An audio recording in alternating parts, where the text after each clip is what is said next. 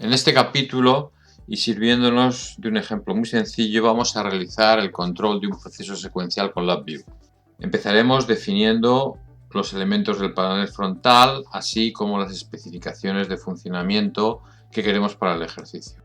A continuación, dedicaremos unos minutos a hacer una explicación muy básica de lo que es el modelado mediante GraphZ. Veremos los elementos que tiene un GraphZ, etapas, líneas de transición, receptividades, acciones asociadas, etc. A continuación veremos cómo implementar esto mediante una máquina de estados de LabVIEW. Veremos la regla de transición básica de una etapa a otra y alguna ventaja e inconveniente que presenta este sistema.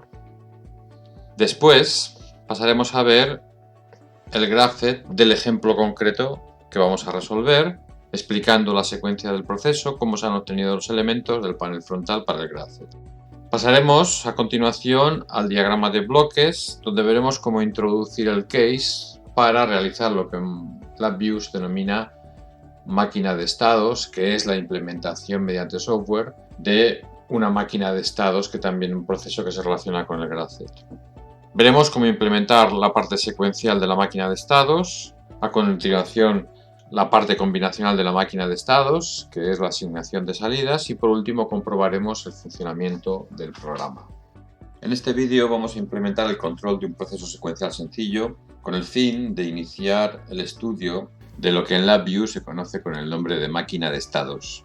Supongamos que disponemos de un panel frontal con los siguientes elementos.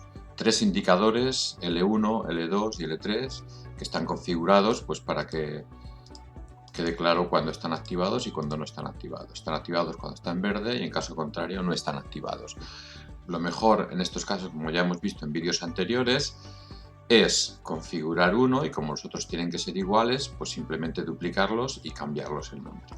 Además, disponemos de un pulsador que vamos a utilizar para hacer la maniobra y de otro pulsador que solamente vamos a utilizar para parar el programa. La maniobra va a consistir en lo siguiente: en el momento que pongamos el programa en marcha, no tiene que encenderse ninguna luz, es decir, no tiene que estar activado ningún indicador. Cuando tengamos un flanco negativo en el pulsador M, tiene que ocurrir que se nos encienda L1, se nos active L1. El siguiente flanco negativo en M tiene que hacer que se active L2. El siguiente flanco negativo en L tiene que hacer que se active L3, desactivando los anteriores. Es decir, cuando se nos activa L2, desactivamos L1 y cuando se nos activa L3, desactivamos L2. Otro flanco negativo en el pulsador M lo que hará será desactivar L3 y activar L1. No dejar todos desactivados como teníamos en la posición de partida. Y así sucesivamente hasta que paremos el programa.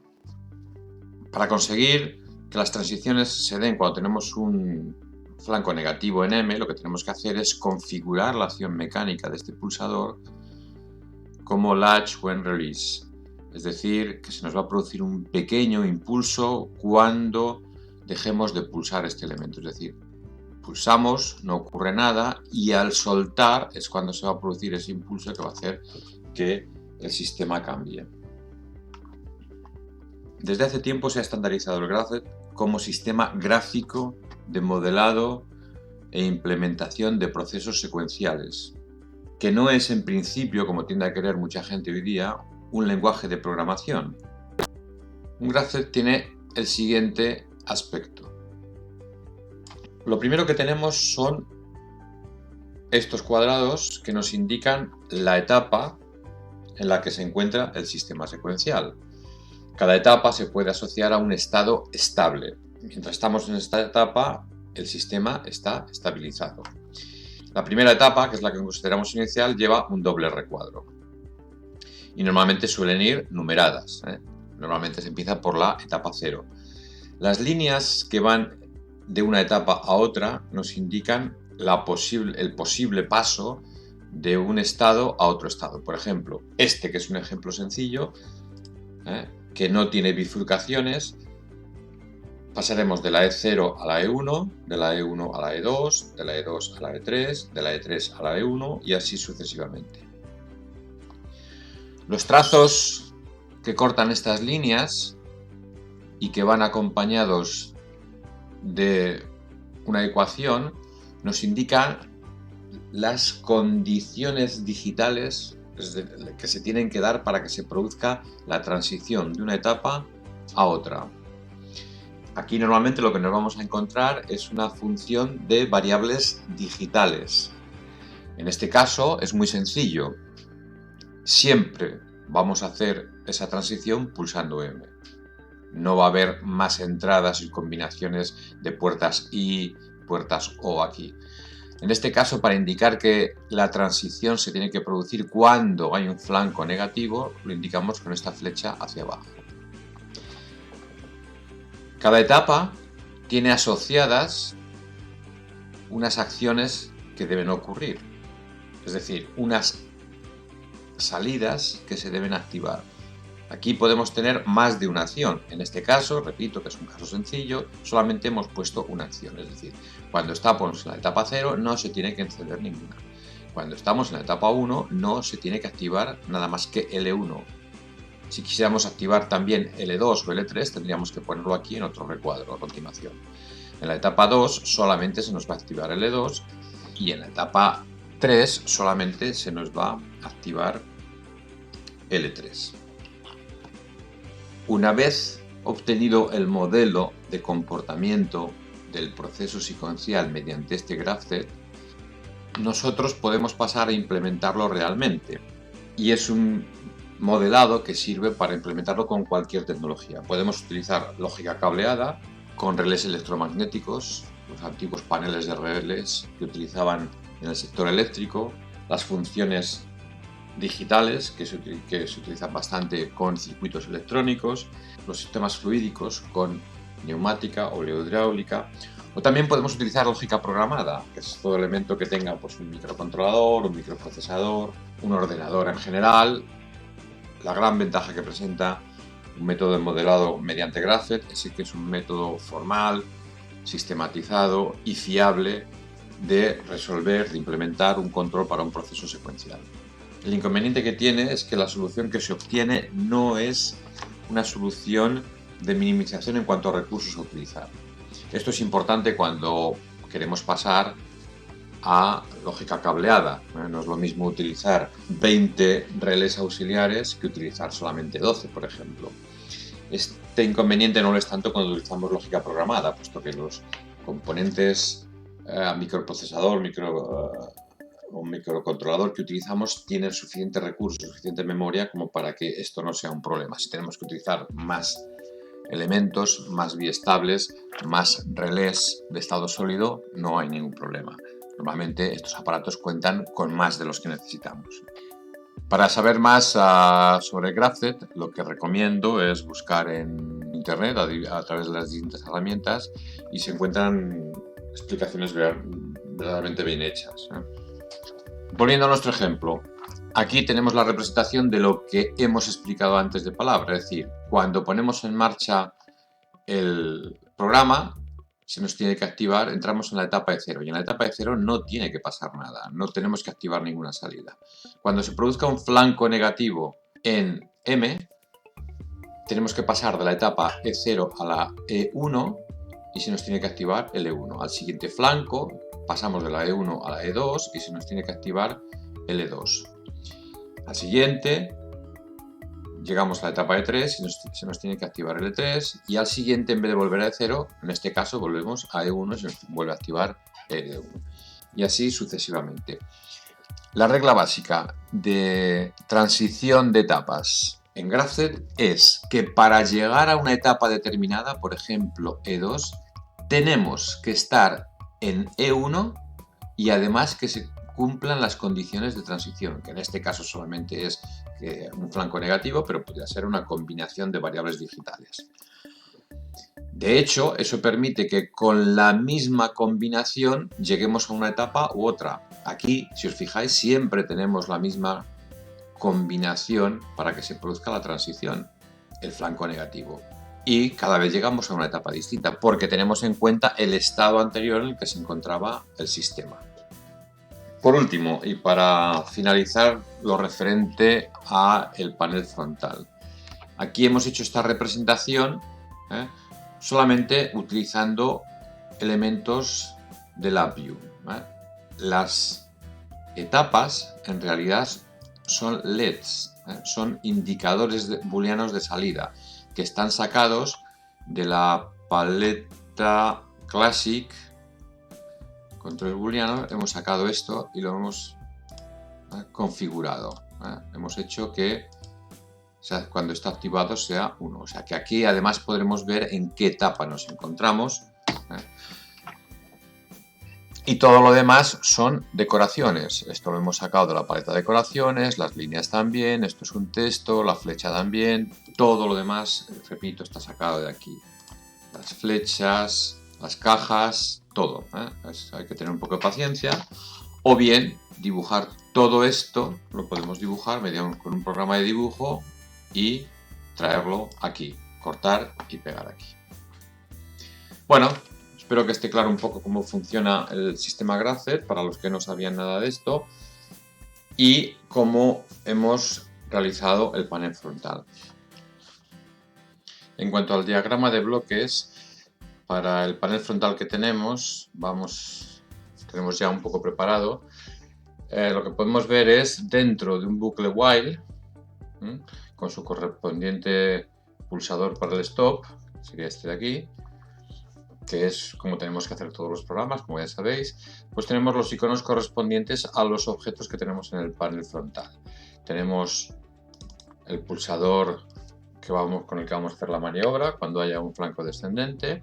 Tenemos L1, L2 y L3, que serían estos de aquí, que son las salidas.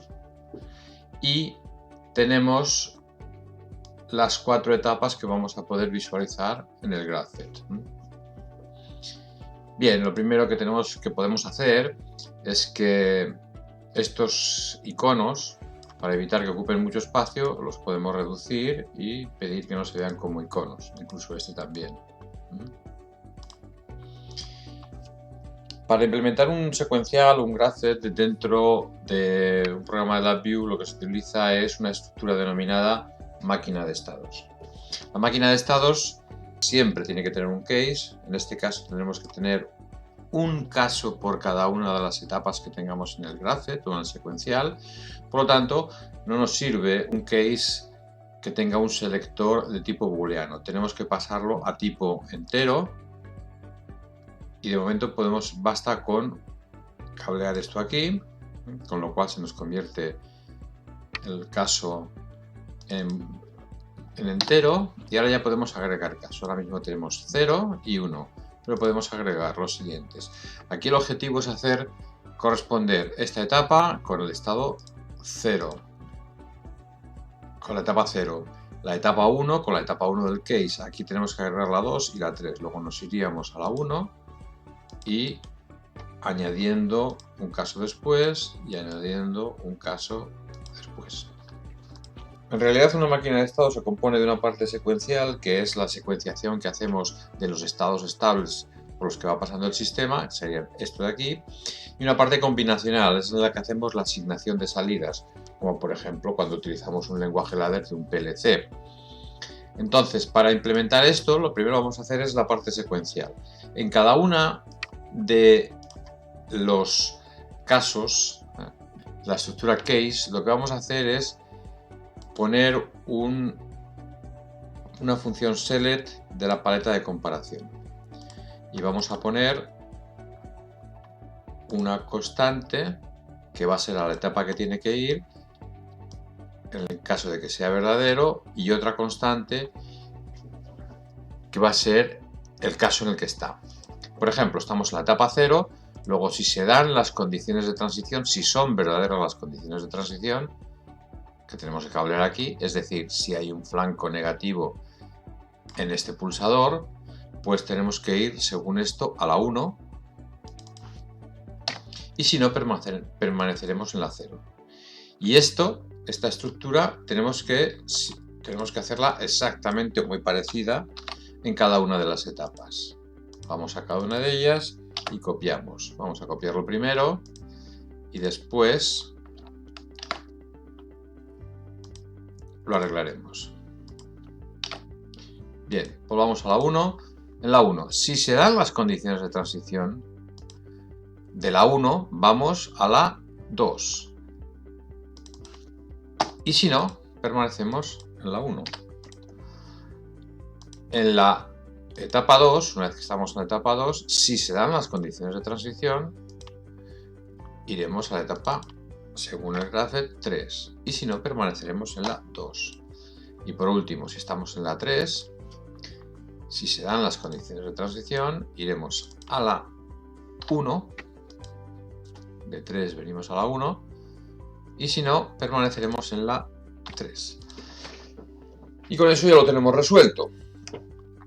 Lo siguiente es poner un registro de desplazamiento en el bucle while. Vamos a bajarlo aquí un poco.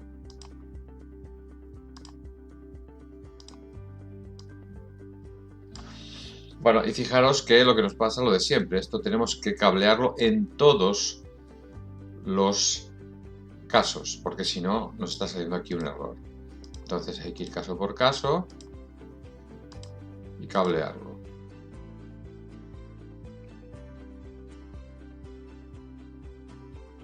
Y además lo que podemos hacer es obligar a que el valor del registro de desplazamiento en la primera iteración del bucle empiece por 0. ¿Cómo funcionará esto? En el momento que arranque el programa, aquí tenemos el valor 0, que es el que vamos a llevar, perdón, no lo había dicho antes, al selector. Luego estamos en esta etapa, en la 0, entramos en la 0. Esto estará haciendo los bucles que corresponda, las iteraciones que corresponda, y cuando se den las condiciones de transición, es decir, haya un flanco negativo en M, pues automáticamente, ¿qué va a ocurrir? Que vamos a ir a la 1 y aquí vamos a tener la 1 y vamos a tener la 1 en todas las iteraciones que haya hasta que no se vuelva a producir un flanco descendente en M. Podríamos poner un indicador numérico en el panel frontal para ver en qué etapa nos encontramos en cada momento.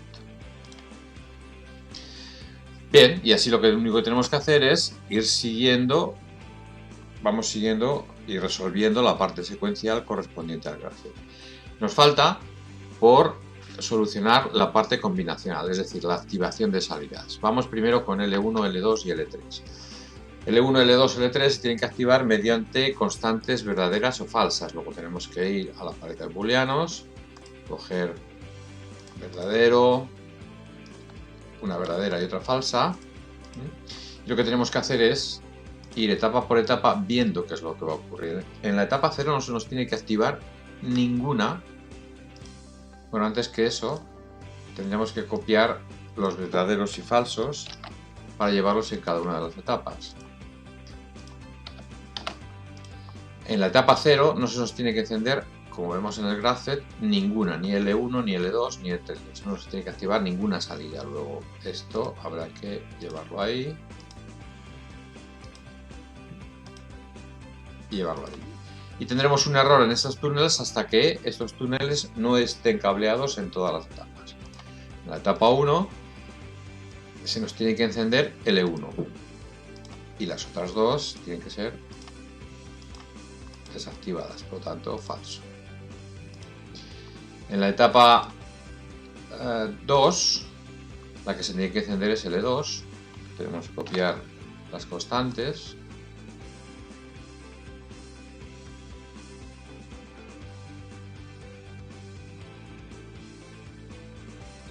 Y en la etapa 3 volvemos a copiar las constantes. La que se nos tiene que activar es L3 y las otras dos no.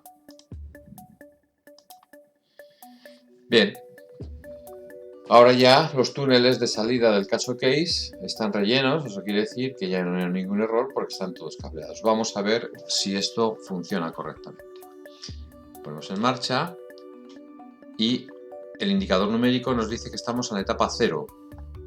Estamos aquí, por lo tanto no se tiene que encender ni L1, ni L2, ni L3. Correcto. Cuando pulsemos y soltemos, es decir, se produzca el flanco descendente, automáticamente se nos enciende el L1 porque estamos en la etapa 1. Si volvemos a hacer pulsar y al soltar, se nos enciende la 2 porque estamos en la etapa 2. Y por último, si volvemos a pulsar, vamos a la 3, se nos enciende la 3, y en el siguiente paso iremos a la 1 y se nos encenderá la L1. Y estaremos aquí hasta que no lo paremos. Y esa sería básicamente la forma de implementar un control secuencial utilizando GraphZet y LabVIEW, utilizando máquina de estados. Simplemente como resumen, decir que primero hay que resolver la parte secuencial, que es cómo vamos a evolucionar de una etapa a otra, las condiciones de transición, siempre utilizando casos select. Y luego resolvemos la parte combinacional, que es la asignación de salidas, la activación de salidas en función de la etapa en la que nos encontremos. En el próximo vídeo veremos algunas opciones y mejoras en el funcionamiento de este control secuencial. Muchas gracias.